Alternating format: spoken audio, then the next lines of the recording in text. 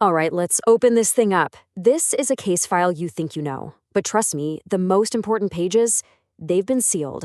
Until now. So picture this, the New Mexico desert, 1947. There's this noir fog hanging over everything. And something doesn't just crash, it cracks wide open. It wasn't just a crash, it was a breach. And as this file puts it, that's when the crime scene got a hell of a lot noisier. So, Act 1, and this is really where our story kicks off. We're not talking about a simple crash site here. No, we're talking about a breach. Something that threw a giant wrench right into the gears of reality itself. And right away, two very different forces show up on the scene. You've got the clinical, and you've got the chaotic. To really get what went down in that desert, you have to understand these two players. One brought the cold, hard mystery. The other, well, they brought the madness. Okay, Act 2. And this is where things get really interesting. Because this breach, it wasn't a solo act. It introduced this bizarre, kind of hostile partnership. It's the moment where this clean, almost sterile investigation gets deliberately contaminated by something else entirely. So, on one hand, you've got the Greys. Think of them as the cold, clinical architects of this whole thing. But on the other side, you've got their, let's call them chaotic cousins, the Gremlin elite. They're like cosmic grit just thrown right into the gears of the machine. See, the Greys brought the mystery, but the Gremlins, they brought the confusion. So what exactly are these Gremlin elite? The file calls them leathery, mischievous manifestations of the uncanny. But here's the real kicker, the part you need to remember. They're the shadow of our own technological hubris. They didn't just arrive, they slipped through the cracks of reality like a virus, and they infested the wreckage that the military was trying so desperately to lock down. Act 3. The players are on the board, and now the sabotage begins. And make no mistake, this was a calculated attack. They weren't just going after the tech, they were going after the minds of the investigators themselves, their whole perception of reality. Their strategy was kind of brilliant, in a terrifying way. It was a two-pronged attack, right? A war on two fronts. First, you've got the mechanical sabotage, messing with the actual hardware. But at the same time, there was this relentless psychological warfare campaign, basically designed to just unscrew reality for everyone involved. Let's talk about the mechanical side first. This turned the whole recovery site into this gothic nightmare, a struggle between man and his own tools turning against him. I mean, the source material describes it so vividly. Instruments that screamed and engines that coughed up blood. Every single piece of tech was just wrong. It was like the machines themselves were in on the sabotage. And while all that was happening to the gear, this brutal psychological attack was going on. The report says the air itself took on the bitter taste of malice and copper. Imagine that. You've got these cackling little things moving just out of sight, right at the edge of your flashlight beam, dancing in your peripheral vision. It was a whole grotesque carnival designed for one purpose, to completely shatter the cleanup crew. So, Act 4. You hit people with this relentless two-front war, and what happens? Well, the rational human mind, the ego, if you want to get technical, it just starts to completely break down.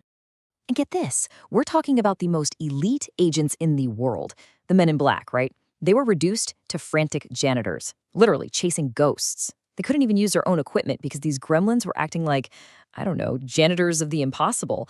They weren't just taking apart carburetors, they were taking apart the laws of physics. This right here is absolutely crucial. You have to understand, the official explanations, they weren't just lies for the public. They were desperate lies the investigators were telling themselves just to cope. Their own egos were scrambling, trying to translate this cosmic horror into something mundane, like instrument drift. You know, the whole weather balloon story? That wasn't just a cover-up. It was a mask to hide the fact that their minds were completely lost. So in the end, all that chaos was basically a giant Freudian slip. It just laid bare this deep, internal conflict happening inside the recovery team. It totally exposed how fragile the human mind is when you throw something at it that it just cannot compute. The sabotage really was just a mirror for their own internal turmoil. Okay, Act 5. And this is a big one. Because all this madness, it wasn't random. Not at all. As we go deeper into this case file, you start to see there's this chilling, almost philosophical motive behind everything.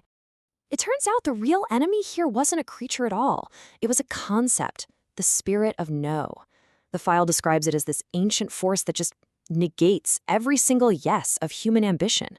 It's a thing that absolutely loves it when your engine fails. When the system glitches, it feeds on our frustration. And this spirit, it's not new. It's been around forever. You can trace its lineage way back. We're talking 11th century Old English, the word gremlin, which means to provoke. Fast forward to WWI, and it's the gremlin that pilots swore was messing with their planes. And then you get to Roswell, where it shows up as this full-blown uncanny infestation. It's an ancient ghost, just, repackaged for the modern world. But here's the real twist, the absolute core of this whole gremlin thing.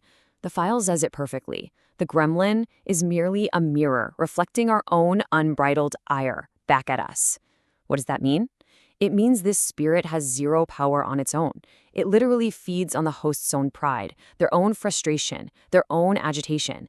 All right, final act, let's look at the aftermath. How did this cosmic prank leave a permanent stain not just on Roswell, but on all of us? You see, the ultimate sabotage wasn't the busted equipment or the shattered nerves. No, the masterstroke was making the truth so completely absurd that it basically became an unsolvable prank. The Gremlins buried the real story under this mountain of slapstick horror, guaranteeing that the Roswell incident would always be a web of contradictions, a case file that's impossible to close. So, you might be asking, how does this spirit of no keep going? Well, it's not some monster out there in the dark. It's a collaboration. It's a parasite, really. First, it needs a host. That's us. Second, it's fueled by the fire of our own pride. And third, it literally feeds on the heat of a troubled spirit. It thrives on the friction that we create. Which leaves us with a pretty heavy question, doesn't it?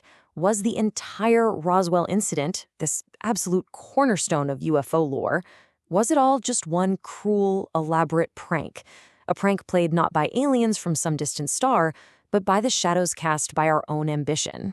And in the end, this whole case file kind of forces us to look in the mirror. It's a chilling thought that we are so often haunted by the very spirits we ourselves give power to. So the real question, the one I want to leave you with, is this: what glitches are haunting your machine?